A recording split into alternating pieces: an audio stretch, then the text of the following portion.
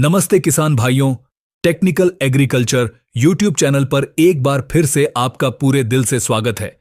मैं हूं आपका कृषि मित्र और आज हम धान की फसल में छिपे एक ऐसे चुप रुस्तम चोर की बात करेंगे जो आपकी मेहनत पर पानी फेर सकता है और आपको पता भी नहीं चलता। किसान भाइयों, क्या आपके साथ कभी ऐसा हुआ है कि आपने धान की फसल में जी जान लगा दी, समय पर खाद पानी सब कुछ दिया, फसल दूर से हरी भरी और लहलहाती हुई दिखी, लेकिन जब कटाई का समय आया तो पता चला कि बालियों में दाने ही नहीं हैं। बालियां खोखली, सीधी खड़ी और वजन में एकदम हल्की। अगर हां, तो आज का यह वीडियो आपके लिए ही है। आज हम उस अदृश्य गुनहगार का पर्दाफाश करेंगे जो आपकी पैदावार को 30% से लेकर 50% और कभी-कभी तो 60% तक भी गिरा सकता है। हम बात कर रहे हैं धान की मकड़ी की। अब देखिए, जैसे ही मकड़ी का नाम आता है, हमारे दिमाग में जाला बनाने वाली मकड़ी आती है, जो हमारी दोस्त है, जो हानिकारक कीड़ों को खाकर हमारी फसल की रक्षा करती है। हम उस मित्र कीट की बात बिल्कुल नहीं कर रहे। हम बात कर रहे हैं एक बहुत ही शातिर और सूक्ष्म दुश्मन की, जिसे विज्ञान की भाषा में पैनिकल माइट कहते हैं। यह इतनी छोटी होती है कि नंगी आंखों से इसे देखना लगभग नामुमकिन है, और यही इसका सबसे बड़ा हथियार है। यह चुपके से हमारी धान की बालियों पर हमला करती है, उनका रस चूसती है और उन्हें अंदर से पूरी तरह खोखला बना देती है। अक्सर किसान भाई इस समस्या को कोई फंगस का रोग जैसे हल्दी रोग, फल्ज स्मट या बकाने रोग समझ लेते हैं और महंगी महंगी फफूंदनाशकों का छिड़काव करते रहते हैं, लेकिन नतीजा सिफर रहता है। क्योंकि दुश्मन फंगस है ही नहीं, दुश्मन तो एक कीट है, एक मकड़ी है। तो आज इस वीडियो में हम इस माइट का पूरा कच्चा चिट्ठा खोलेंगे। हम विस्तार से जानेंगे, 1. खेत में जासूसी कैसे करें, यानी इस अदृश्य दुश्मन की मौजूदगी का पता कैसे लगाएं। हम आपको कुछ ऐसे अचूक और देसी तरीके बताएंगे जिनसे आप खुद अपने खेत के जासूस बन जाएंगे। 2. दुश्मन की रणनीति क्या है, यानी यह कीट कैसे और कितनी तेजी से अपनी संख्या बढ़ाता है। इसका जीवन चक्र क्या है जो इसे इतना खतरनाक बनाता है। 3. हमले का तरीका और नुकसान का आकलन, यह हमारी फसल को किस अवस्था में और कैसे नुकसान पहुंचाता है। इसका आर्थिक प्रभाव कितना बड़ा है। 4. विजय का अचूक उपाय और सबसे जरूरी, इसका सफाया कैसे करें। हम सिर्फ रासायनिक तरीकों पर ही नहीं, बल्कि एक संपूर्ण और स्थायी समाधान यानी एकीकृत कीट प्रबंधन IPM पर विस्तार से चर्चा करेंगे। तो मेरे किसान भाइयों, इस वीडियो को अंत तक बहुत ध्यान से देखिएगा, क्योंकि यह वीडियो आपकी धान की फसल के भाग्य को बदल सकता है और आपको एक बहुत बड़े आर्थिक नुकसान से बचा सकता है। भाग 1, खेत में जासूसी, पैनिकल माइट की पहचान के अचूक तरीके। किसान भाइयों, किसी भी जंग को जीतने का पहला नियम है अपने दुश्मन को पहचानना। तो चलिए सीखते हैं कि इस सूक्ष्म शत्रु को कैसे पहचानें। पहचान का पहला और सबसे बड़ा लक्षण, सीधी खड़ी बालियां। यह सबसे मुख्य और आसानी से दिखने वाला लक्षण है। जब आपकी धान की फसल में बालियां निकल आएं, तो खेत में घूमकर देखिए। जो बालियां स्वस्थ होंगी वे दानों के वजन से लदकर नीचे की ओर झुक जाएंगी, लेकिन जिन बालियों पर पैनिकल माइट का हमला हुआ है, वे दाना न भरने के कारण हल्की रह जाती हैं और मुर्दे की तरह सीधी तन कर खड़ी रहती हैं। दूर से देखने पर ऐसा लगता है कि फसल बहुत अच्छी है, लेकिन असलियत ठीक इसके उलट होती है। पहचान का दूसरा लक्षण, बालियों और दानों का रंग रूप। प्रभावित बालियों को पास से देखिए, आपको ये लक्षण दिखाई देंगे। खोखले और पिच के दाने, दानों में दूध नहीं भरता, वे पौंछे रह जाते हैं। बदरंग दाने, दानों का रंग भूरा, कत्थई या काला पड़ जाता है, उन पर छोटे छोटे धब्बे दिखाई देते हैं। विकृत बालियां, पूरी बाली ही विकृत या टेढ़ी मेढ़ी हो सकती है, बालियों का आकार छोटा रह जाता है। पहचान का तीसरा और शुरुआती लक्षण, पत्ती की शीत का निरीक्षण। किसान भाइयों, बालियों पर लक्षण दिखना तो हमले की आखिरी स्टेज है। यह दुश्मन अपना अड्डा तो बहुत पहले ही पौधे के निचले हिस्से में, यानी तने के ऊपर लिपटी हुई पत्ती की परत, जिसे लीफ शीट कहते हैं, के अंदर बना लेता है। आप खेत में जाकर किसी भी पौधे के तने के पास से इस शीट को आराम से छीलकर या हटाकर अंदर की तरफ देखिए। अगर आपको वहां चॉकलेटी, भूरे या काले रंग की धारियां या धब्बे दिखाई दें, तो समझ जाइए कि यह पैनिकल माइट का घर है। यहीं पर यह छिपकर पौधे का रस चूसता है और अपनी आबादी बढ़ाता है। अगर संक्रमण ज्यादा है तो यह शीत सड़ने लगती है और एक अजीब सी बदबू भी आ सकती है, जिसे शीथ रॉट कहते हैं।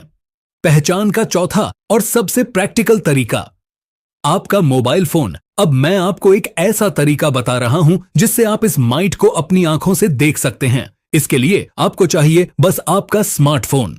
1. अपने मोबाइल की स्क्रीन को लॉक करके बंद कर लीजिए ताकि वह पूरी तरह काली हो जाए। 2. अब इस काली स्क्रीन को धान की किसी संदिग्ध बाली या पत्ती की शीत के ठीक नीचे रखिए। 3. अब बाली या पत्ती को अपनी उंगली से हल्का हल्का झटके से ठोकिए या झाड़िए। जैसे ही आप ऐसा करेंगे, आपको मोबाइल की काली स्क्रीन पर धूल के कणों जैसे हल्के सफेद या मटमैले रंग के बहुत ही छोटे छोटे जीव चलते फिरते रेंगते हुए साफ दिखाई देंगे। किसान भाइयों, यही है आपका दुश्मन पैनिकल माइट। यह तरीका 100% कारगर है। भाग 2, दुश्मन की रणनीति। क्यों इतनी तेजी से फैलता है पैनिकल माइट? अब आप सोच रहे होंगे कि यह छोटा सा जीव आखिर इतनी तबाही मचाता कैसे है। इसका राज छिपा है इसके जीवन चक्र में। इसका वैज्ञानिक नाम है स्टेनोटारसोनेमस स्पिंकी। तेज प्रजनन। यह अपनी एक पीढ़ी यानी अंडे से लेकर दोबारा अंडा देने वाली वयस्क मकड़ी बनने तक का सफर मात्र 7 से 13 दिनों में पूरा कर लेता है। अंडे देने की क्षमता, एक अकेली मादा अपनी जिंदगी में 50 से 60 अंडे देती है। लाखों की फौज। अब आप गणित लगाइए। अगर एक मकड़ी से 10 दिन में 50 और मकड़ियां बनती हैं, तो अगले 10 दिन में उन 50 से कितनी बनेंगी? इनकी संख्या गुणोत्तर श्रेणी एक्सपोनेंशियली में बढ़ती है। कुछ ही हफ्तों में इनकी आबादी लाखों करोड़ों में पहुंच जाती है। पसंदीदा मौसम, 25 से 30 डिग्री सेल्सियस का तापमान और 80% से 90% की नमी, यानी धान के सीजन का मौसम इसके लिए जन्नत के समान है। यह हवा, पानी, कीड़ों और इंसानों के कपड़ों से चिपककर एक खेत से दूसरे खेत तक बहुत आसानी से फैल जाता है। भाग 3, हमले का तरीका और नुकसान का आकलन। यह माइट पौधे पर दोहरी मार करता है।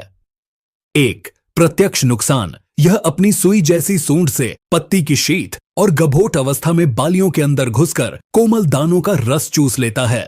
इससे दाना भरने की प्रक्रिया, जिसे मिल्किंग स्टेज कहते हैं, पूरी तरह रुक जाती है। नतीजा, दाने खाली रह जाते हैं। 2. अप्रत्यक्ष नुकसान। जब यह पौधे पर घाव बनाता है तो उन घावों पर दूसरे फंगस और बैक्टीरिया हमला कर देते हैं। इससे शीथ रॉट और ग्रेन रॉट, दानों का सड़ना जैसी बीमारियां भी लग जाती हैं, जो दानों को काला और बदरंग कर देती हैं। अगर समय पर इसका नियंत्रण न हो तो यह आपकी लागत और मेहनत को बर्बाद करते हुए पैदावार में 30% से 50% तक का सीधा नुकसान कर सकता है।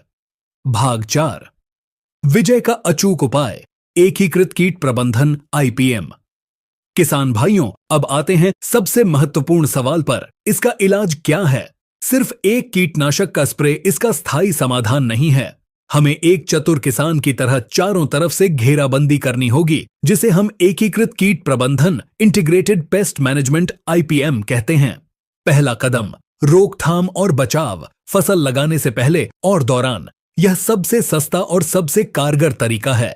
गर्मियों में गहरी जुताई। फसल कटने के बाद जब खेत खाली हो तो ट्रैक्टर से गहरी जुताई करवाएं। इससे जमीन में छिपे माइट और उसके अंडे तेज धूप से खत्म हो जाएंगे। फसल अवशेषों का प्रबंधन। फसल की पराली या नरई को खेत में न छोड़ें, क्योंकि यह माइट अगली फसल के लिए इन्हीं में छिपकर जीवित रहता है। संतुलित पोषण। नाइट्रोजन यानी यूरिया का अंधाधुंध प्रयोग न करें। ज्यादा यूरिया से पौधा मुलायम हो जाता है और माइट का हमला आसान हो जाता है। पोटाश का प्रयोग अवश्य करें, यह पौधे में रोग प्रतिरोधक क्षमता बढ़ाता है। फसल चक्र। यदि संभव हो तो लगातार धान की फसल न लें। धान के बाद कोई दलहनी जैसे चना, मूंग या तिलहनी जैसे सरसों फसल लगाएं। स्वच्छता। खेत की मेढ़ों को खरपतवारों से मुक्त रखें, क्योंकि ये खरपतवार भी माइट के छिपने के अड्डे होते हैं। दूसरा कदम, जैविक नियंत्रण, मित्र कीटों का संरक्षण। प्रकृति ने हर दुश्मन के लिए एक और दुश्मन बनाया है।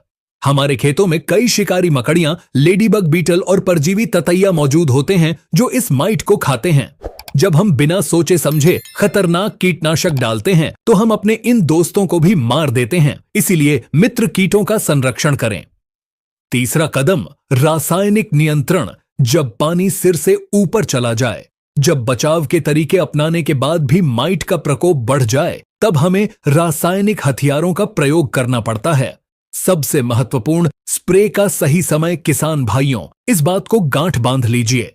पैनिकल माइट को नियंत्रित करने का सबसे असरदार और सही समय है धान की गबोट अवस्था, बूटिंग स्टेज, यानी जब बाली तने के अंदर पूरी तरह बन चुकी हो और बाहर निकलने वाली हो। और दूसरा, स्प्रे बाली निकलने के 5% से 10% की अवस्था पर। इस समय स्प्रे करने से दवा सीधी पत्ती की शीत के अंदर जाती है जहां माइट छिपा होता है और उसे वहीं खत्म कर देती है। अगर आप बालियां पूरी तरह निकलने के बाद स्प्रे करेंगे तो उतना अच्छा रिजल्ट नहीं मिलेगा। कौन से मकड़ीनाशक, मिटिसाइड्स असरदार हैं? मैं आपको कुछ असरदार टेक्निकल रसायन बता रहा हूं। आप किसी भी अच्छी कंपनी का इन टेक्निकल वाला उत्पाद ले सकते हैं।